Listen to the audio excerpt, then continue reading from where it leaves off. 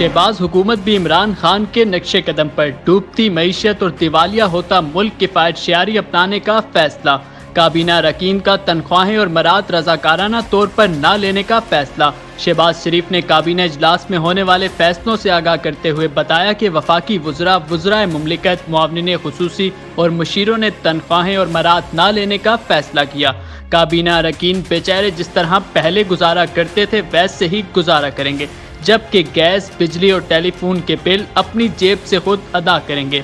उन्होंने बताया कि काबीना अरकान से लग्जरी गाड़ियां वापस ली जा रही हैं और उन्हें नीलाम किया जाएगा, जिसके पैसे सरकारी खजाने में जमा होंगे। वज़रा को सिक्योरिटी की सिर्फ एक गाड़ी ज़रूरत पर दी जाएगी, जबकि वज़रा अंदरून और बैरून मुल्क फ़िज़ाई सफ़र इकनॉमी क्लास में करेंगे। मुआवने अमले को बैरून मुल्क दौरों पर साथ ले जाने की इजाज़त भी नहीं होगी। बैरून मुल्क दौरों के दौरान काबीना अरकान 5 स्टार होटल में क़याम नहीं करेंगे।